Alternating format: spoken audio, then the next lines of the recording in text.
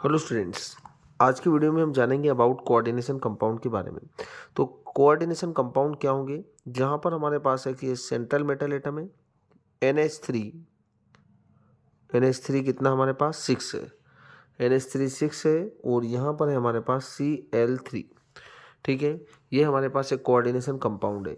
इस कंपाउंड में जो CO है इसे हम बोलते हैं क्या? Central metal atom. क्या बोलेंगे हम इसे? सेंट्रल मेटल एटम या सेंट्रल मेटल आयन आयन भी बोलते हैं आप इसे। और ये जो NH3 दिख रहा है आपको, इसे हम बोलेंगे क्या? लिगेंड। इसे हम बोलते हैं लिगेंड। और ये जो 6 आपको दिख रहा होगा यहाँ पर, इसे हम बोलते हैं क्या? Coordination number. Coordination number. और यहाँ पर ये जो आपको Cl3 दिख रहा है, तो ये आपके पास क्या है? Cl3। इसे हम बोलेंगे क्या? Counter ion. Counter ion. तो ये जनरल इन्फॉर्मेशन है हमारे कोऑर्डिनेशन कंपाउंड के बारे में, है ना। इसे हम क्या बोलते हैं? आयोनाइजेशन स्फीयर भी बोलते हैं। तो यहाँ पर हम लिख सकते हैं आयोनाइजेशन स्फीयर। और ये जो ब्रैकेट दिख रहा है आपको, इस ब्रैकेट को हम क्या बोलते हैं? तो ये जो ब्रैकेट है स्क्वायर ब्रैकेट, इसे बोला जाता है क्या? Coordination sphere. Coordination sphere. तो ये आपको जनरली पता होना चाहिए कि एक कोऑर्डिनेशन कंपाउंड कितने पार्ट से मिलकर बना है। Central metal atom, ligand, coordination number, counter ions या आयोनाइजेशन स्फीयर, और ये जो स्क्वायर ब्रैकेट है इसे हम बोलते हैं कोऑर्डिनेशन स्फीयर। तो ये हमारे पास होते हैं क्या? एक कोऑर्डिनेशन कंपाउंड के अंदर पार्ट होते हैं। तो अब लिगेंड जो रहेगा वो लिगेंड क्या होगा? तो याद रखें आप, लिगेंड जो रहेगा वो लोन पेयर क्या करेगा? लोन पेयर डोनेट करेगा। तो लोन पेयर डोनर। ठीक है, ये लोन पेयर डोनर रहेगा। और सेंट्रल मेटल एटम क्या करेगा? सेंट्रल मेटल एटम जो रहेगा वो लोन पेयर को एक्सेप्ट करेगा। तो यहाँ पर हम लिख सकते हैं लोन पेयर एक्सेप्टर। ये लोन पेयर को एक्सेप्ट करेगा क्योंकि ये जो सेंट्रल मेटल एटम रहेगा इसके पास क्या होंगे? Vacant vacant D orbital. इसके पास डी ऑर्बिटल खाली रहेंगे। तो ये क्या करेगा? ये जो लोन पेयर क्या करेगा? लोन पेयर इलेक्ट्रॉन्स को क्या करेगा? या लोन पेयर इलेक्ट्रॉन्स का जो पेयर रहेगा उसको डोनेट करेगा। तो इसके पास क्या प्रेजेंट रहेंगे? Lone pair of electrons. इसके पास lone pair of electrons present होंगे, मतलब एक्स्ट्रा इलेक्ट्रॉन्स होंगे। और जो एक्स्ट्रा इलेक्ट्रॉन्स होंगे वही डोनेट करेगा, और डोनेट करेगा तो सेंट्रल मेटल एटम क्या करेगा? उसको एक्सेप्ट करेगा। तो ये जनरली पार्ट्स होते हैं। अब हम यहाँ पर ये जान लेते हैं सबसे पहले ऑक्सीडेशन नंबर किस तरीके से निकालते हैं हम। तो यहाँ पर हम जानते हैं ऑक्सीडेशन नंबर के बारे में। ऑक्सीडेशन नंबर, यहाँ पर हम एक कोऑर्डिनेशन कंपाउंड लेंगे जिसका ऑक्सीडेशन नंबर हम निकालेंगे यहाँ पर। तो हम यहाँ पर ले रहे हैं K4FeCN6। ठीक है, इसमें हमें क्या करना होता है? हमेशा जो स्क्वायर ब्रैकेट रहेगा, स्क्वायर ब्रैकेट से जो पहले नंबर पर आता है इसे हम क्या बोलते हैं? Central metal atom. और हमेशा हमें सेंट्रल मेटल एटम का ऑक्सीडेशन नंबर कैलकुलेट करना होता है। तो आप इसको क्या मानेंगे? एक्स मानेंगे। ठीक है, तो अब इसका हमें कैलकुलेट करना है। तो देखो, पोटेशियम का वैलेंसी कितना होता है? 1 होता है। तो 1 × 4 प्लस इसका कितना हम मानेंगे? एक्स मानेंगे क्योंकि इसका तो हमें कैलकुलेट करना है। प्लस साइनाइड जो रहेगा ये लिगेंड होता है, और साइनाइड के ऊपर आप कभी भी देखेंगे तो यहाँ पर कितना चार्ज होता है? -1। तो यहाँ पर क्या होगा? -1 × 6, क्योंकि यहाँ पर 6 साइनाइड आयन है और इस कॉम्प्लेक्स के ऊपर कोई चार्ज नहीं, तो आपको इक्वल में क्या लगा देना है? 0 लगा देना है। तो यहाँ पर होगा हमारे पास 4 + x - 6 = 0। x बराबर -6 बराबर के इस साइड जाएगा तो प्लस का 6 होगा, और ये प्लस का 4 है, इक्वल के इधर जाएगा तो माइनस का 4 हो जाएगा। तो यहाँ पर आ रहा है 2। मतलब आपका जो सेंट्रल मेटल एटम है वो किस स्टेट में है? 2 में। यहाँ पर आयरन के ऊपर कितना चार्ज है? +2 है। तो इस तरीके से आपको ऑक्सीडेशन नंबर निकालना। जैसे हम एक और कंपाउंड लेते हैं यहाँ पर, दूसरा कंपाउंड। ये तो हमारे पास पहला कंपाउंड था, दूसरा हम यहाँ पर कंपाउंड ले रहे हैं NiCO4। ठीक है, NiCO4। अब हमें यहाँ पर किसका ऑक्सीडेशन नंबर निकालना है? तो जो यहाँ पर हमें दिख रहा है निकिल। निकिल क्या है? एक सेंट्रल मेटल एटम है, तो इसको हमको मान लेना x प्लस कार्बोनिल एक न्यूट्रल लिगेंड होता है, इसलिए इसके ऊपर क्या होगा? 0 होगा। तो यहाँ पर 0 × 4, तो 0 × 4 इक्वल में लगा देना आपको 0, क्योंकि इस कंपाउंड के ऊपर कोई चार्ज नहीं। तो यहाँ पर आपका x = 0 आएगा। मतलब यहाँ पर निकिल के ऊपर कोई चार्ज नहीं है। तो आपको इस तरीके से ऑक्सीडेशन नंबर को निकालना चाहिए, और ऑक्सीडेशन नंबर हमें निकालना आना चाहिए क्योंकि हमारे एग्जाम में पूछे जाते हैं। ठीक है, यहाँ पर हम एक और कंपाउंड लेंगे जिससे हमको और क्लियर हो जाएगा। तो थर्ड कंपाउंड हम ले रहे हैं यहाँ पर Pt। ठीक है, Pt के बाद हम यहाँ पर ले सकते हैं NH3 का होल थ्राइस H2O, और यहाँ पर हम ले लेते हैं Cl2। अब ये कंपाउंड है हमारे पास, इस कंपाउंड में हमें किसका ऑक्सीडेशन नंबर निकालना है? Pt का। ठीक है, तो इसे आपको मान लेना X प्लस NH3 पर कोई चार्ज नहीं होता है, ये न्यूट्रल होता है, तो यहाँ पर आपको लिखना 0 × 3 प्लस लगाना है बीच में आपको। वाटर के ऊपर कोई चार्ज नहीं होता इसलिए आपको लगाना 0 × 1, क्योंकि कितना है? 1 है। फिर बीच में आपको प्लस का साइन लगाना है। क्लोरीन के ऊपर होता है माइनस का 1, है ना। क्लोरीन इस तरीके से होता है, जब आप लिगेंड्स की जो टेबल देखेंगे उसमें आपको दिख जाएगा। तो -1 × 2 इक्वल टू क्या लगा देना आपको? 0। तो ये तो 0 हो जाएगा, 0 × 3 0, 0 × 1 0, तो -2 × 1 कितना हो जाएगा? -2 इक्वल टू 0। तो x इज इक्वल टू आ जाएगा हमारे पास +2। मतलब यहाँ पर प्लेटिनम किस में है? +2 ऑक्सीडेशन स्टेट में है। तो इस तरीके से इनका ऑक्सीडेशन स्टेट निकाला जाता है। तो जनरली हमें कभी भी ऑक्सीडेशन स्टेट निकालना है, वो किसका निकालेंगे हम यहाँ पर? हमेशा सेंट्रल मेटल एटम का। अब थोड़ा सा हम किलेट के बारे में जान लेते हैं। तो यहाँ पर हम जानते हैं किलेट क्या होता है ना, किलेट। अब ये किलेट क्या होता है? देखो, किलेट हम यहाँ पर एक स्ट्रक्चर बनाएंगे और फिर उसको डिफाइन भी करेंगे, या पहले अपन डिफाइन भी कर सकते हैं। तो किस तरीके से डिफाइन कर सकते हैं? Chelate is a multidentate ligand which coordinate with central metal atom to form a ring compound. मतलब जब क्या होगा, जब कोई मल्टीडेंटेड लिगेंड होगा वो सेंट्रल मेटल एटम से इस तरीके से जुड़ेगा कि एक रिंग कंपाउंड, एक साइक्लिक स्ट्रक्चर को फॉर्म करेगा, तो हम उसे क्या बोलेंगे? किलेट बोलेंगे। यहाँ पर हम स्ट्रक्चर को बना सकते हैं। तो सबसे पहले हम यहाँ पर लेंगे क्या? CH2NH2। यहाँ पर भी लेंगे हम CH2NH2। इसे हम बोलते हैं इथाइलिन डायमीन। यहाँ पर जो रहेगा वो नाइट्रोजन के ऊपर क्या होता है? लोन पेयर ऑफ इलेक्ट्रॉन होता है। जब आप इथाइलिन डायमीन का स्ट्रक्चर देखेंगे तो आपको यहाँ पर दोनों नाइट्रोजन के ऊपर 2 लोन पेयर दिखेंगे। अब यहाँ पर आप क्या कर रहा है? एक लोन पेयर ये डोनेट कर रहा है, एक लोन पेयर ये डोनेट कर रहा है, और बीच में आपको बना देना है कॉपर। कॉपर क्या है? यहाँ पर सेंट्रल मेटल एटम है। हमने बोला था कि इसके पास क्या होते हैं? कॉपर या जो भी सेंट्रल मेटल एटम होगा उसके पास वैकेंट d ऑर्बिटल होते हैं, और ये लोन पेयर को एक्सेप्ट करता है। तो यहाँ पर क्या हो रहा है? ये नाइट्रोजन और ये नाइट्रोजन दोनों अपना अपना लोन पेयर जो है इलेक्ट्रॉन्स वो क्या कर रहे हैं? डोनेट कर रहे हैं, और कॉपर यहाँ पर क्या कर रहा है? एक्सेप्ट कर रहा है। ऐसा ही आपको इधर भी बनाना है, NH2CH2 इसी तरीके से, और यहाँ पर भी सेम यही बनाना आपको, CH2 और NH2। इसके ऊपर भी लोन पेयर है और इसके ऊपर भी क्या है? लोन पेयर है। तो दोनों अपना अपना लोन पेयर इसे देंगे। मतलब यहाँ पर कॉपर के पास कितने ऑर्बिटल खाली है? देखो, 2 इलेक्ट्रॉन यहाँ से आ रहे, 2 यहाँ से आ रहे, 2 यहाँ से आ रहे, 2 यहाँ से आ रहे, मतलब 8 इलेक्ट्रॉन्स आ रहे हैं, और एक ऑर्बिटल के अंदर 2 इलेक्ट्रॉन्स होते हैं। तो कॉपर के पास 4 ऑर्बिटल खाली होंगे। मतलब इसके पास 4 वैकेंट ऑर्बिटल है, जिससे कि ये लोन पेयर को एक्सेप्ट करेगा। और एक्सेप्ट करने के बाद जो साइक्लिक स्ट्रक्चर बन रहा है, इसी साइक्लिक स्ट्रक्चर को आप क्या बोलेंगे? किलेट बोलते हैं। तो ये भी आपको अच्छे तरीके से क्लियर होना चाहिए कि किलेट क्या होता है।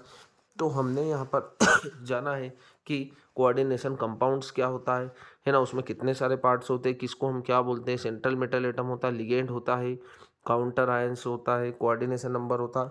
अब थोड़ा सा इनकी नेमिंग के बारे में हम जान लेते हैं कि किस तरीके से इनकी नेमिंग की जाती है। ठीक है, तो ये आपको क्लियर हो चुका होगा। अगला हम जान लेते हैं नेमिंग।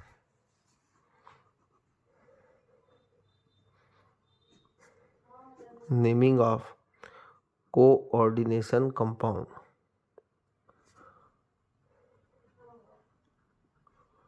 सबसे पहला कंपाउंड हम ले रहे हैं यहाँ पर क्या? CONH3 6, और यहाँ पर हम ले रहे हैं ब्रैकेट को क्लोज करने के बाद Cl3। ये हमारे पास एक कंपाउंड है। अब इस कंपाउंड में सबसे पहले इसका जो नेमिंग करना आपको किसका करना होगा? देखो, आपको कभी भी कोऑर्डिनेशन कंपाउंड दिखेंगे तो आपको सिर्फ ये याद रखना है कि लेफ्ट और राइट। अब देखो, यहाँ पर कोऑर्डिनेशन कंपाउंड आपका क्या है? लेफ्ट में, और जो ये ब्रैकेट के बाहर आपको Cl3 दिख रहा है राइट में। अब राइट में है और ये लेफ्ट में आपका कोऑर्डिनेशन कंपाउंड। तो आपको सबसे पहले देखो, जब लेफ्ट में रहेगा आपका कोऑर्डिनेशन कंपाउंड तो आपको सबसे पहले लिगेंड का नाम देना है। यहाँ पर लिगेंड है हमारे पास NH3, कितना है? 6 है। तो आपको यहाँ पर क्या लिखना है? हेक्सा। ठीक है, हेक्सा, 6 के लिए अपन लगा रहे हेक्सा। और फिर आपको लिखना है क्या, एमिन। NH3 को हम एमिन बोलेंगे, तो यहाँ पर आपको लिख देना है एमिन, ठीक है, हेक्सा एमिन। फिर उसके बाद सेंट्रल मेटल एटम का नाम लिखना है जो कि कोबाल्ट है, तो आपको यहाँ पर लिखना है कोबाल्ट, ठीक है, हेक्सा एमिन कोबाल्ट। ब्रैकेट में उसकी ऑक्सीडेशन स्टेट लिखना है, वो कितना है कि वो हम यहाँ पर कैलकुलेट करेंगे, और कितना आ जाएगी क्लोराइड, यहाँ पर आपको लिख देना है क्लोराइड, ठीक है, क्लोराइड, ठीक है। इस तरीके से यहाँ पर कितना आएगी वो आपको मैं कैलकुलेट करते सिखा चुका हूँ, और कितना आएगी वो 3 के इक्वल आएगी। तो यहाँ पर आप इनकी कोऑर्डिनेशन नंबर को इनकी जो ऑक्सीडेशन नंबर होगा उसको भी कैलकुलेट कर पाएंगे। दूसरा एक और कंपाउंड लेते हैं अपन। चलो, दूसरा कंपाउंड है हमारे पास NiCO4, ठीक है। अब यहाँ पर आपको ये जो ब्रैकेट दिख रहा है स्क्वायर ब्रैकेट, इसके लेफ्ट साइड भी कुछ नहीं दिख रहा है, इसके राइट साइड भी कुछ नहीं दिख रहा, तो आपको सीधे से नाम किसका लिखना, पहले लिगेंड का और फिर मेटल का। यहाँ पर हमारे पास CO जो है वो कार्बोनिल है, लिगेंड है, 4 है, इसलिए अपन लगाएंगे टेट्रा।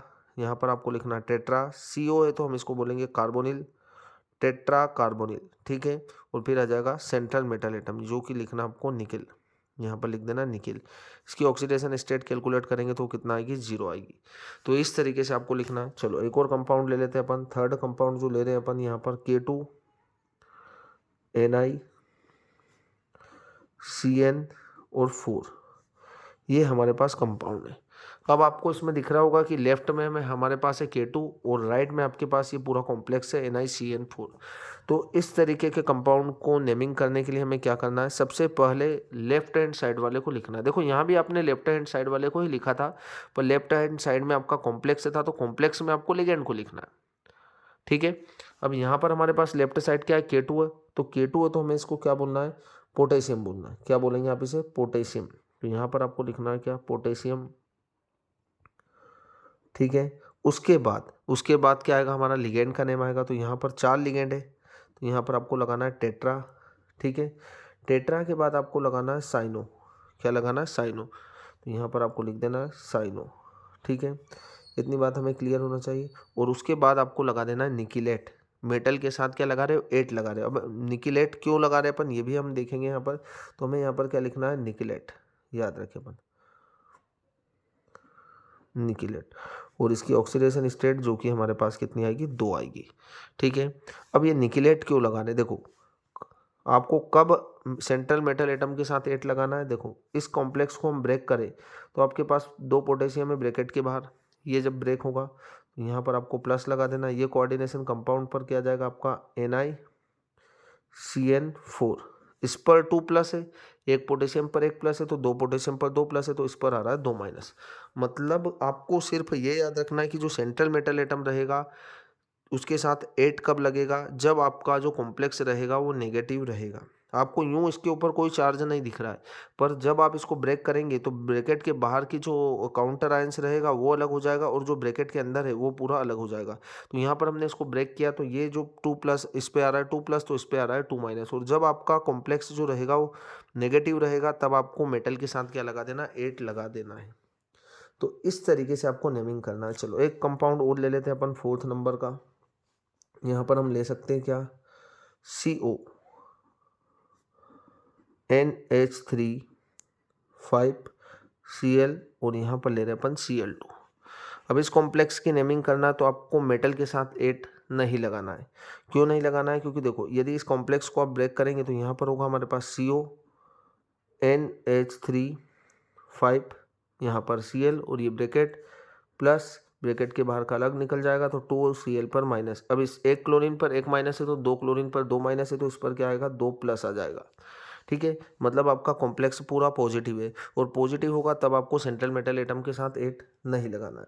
तो इसका नेम किस तरीके से करेंगे हम, देखो यहाँ पर हमें जब हमारे पास कॉम्प्लेक्स जो रहेगा पॉजिटिव चार्ज है, ये हमारा कॉम्प्लेक्स लेफ्ट साइड है, लेफ्ट साइड होगा तो सबसे पहले लिगेंड का नेम देना। और लिगेंड यहाँ पर 2 लिगेंड दिख रहे हैं, एक Cl क्लोरो है और NH3 को अपन एमिन बोलते हैं। अल्फ़ाबेटिकली A पहले आ रहा है तो आपको इसको नेमिंग में पहले लिखना है। तो क्या आएगा यहाँ पर, पेंटा। 5 एमिन है तो आपको लिखना है यहाँ पर क्या, पेंटा। उसके बाद एमिन, पेंटा एमिन, ठीक है। उसके बाद आपको क्या लिखना है, क्लोरिडो Cl, है ना। तो इसको पास में लिखना आपको, क्लोरिडो, और फिर आ जाएगा आपका कोबाल्ट, तो वो भी आपको यहीं पर लिखना, पूरे ब्रैकेट का पास में चिपका के लिखना आपको कोबाल्ट। और कोबाल्ट के बाद आपके पास आ जाएगा क्या, इसका ऑक्सीडेशन स्टेट जो कि आएगा 3, और यहाँ पर आपको लिख देना है क्लोराइड।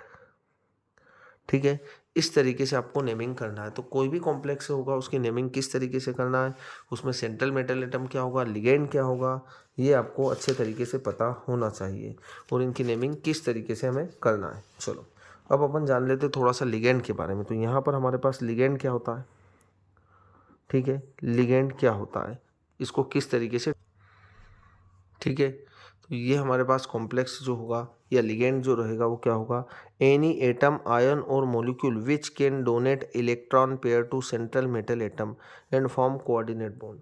जैसे हम यहाँ पर एक कॉम्प्लेक्स लेते हैं, उसमें हम लिगेंड को किस तरीके से पहचानेंगे, तो लिगेंड जो रहेगा इसके पास लोन पेयर रहेंगे, और लोन पेयर ये क्या करेगा, इलेक्ट्रॉन पेयर या लोन पेयर इसी को बोला जाता है। तो इलेक्ट्रॉन पेयर डोनेट करेगा और यहाँ पर क्या फॉर्म करेगा, कोऑर्डिनेट बॉन्ड फॉर्म करेगा। जैसे यहाँ पर हमारे पास एक कॉम्प्लेक्स है CONH3 5Cl और यहाँ पर है Cl2। अब इस कॉम्प्लेक्स के अंदर हमें क्या करना है, इस कॉम्प्लेक्स के अंदर हमें इसका स्ट्रक्चर बनाना है, जिससे कि हमें पता चलेगा कि कितने लिगेंड है। यहाँ पर लिगेंड कितने हमारे पास, 5 और एक 6। तो यहाँ पर सबसे पहले जो CO है ये सेंट्रल मेटल एटम है, तो हमें CO को बना देना सेंटर में। ठीक है, अब इससे NH3 जोड़ा है 5, तो आपको यहाँ पर NH3 जोड़ देना है 5। ठीक है, ये एरो नहीं है, ये कोऑर्डिनेट बॉन्ड है।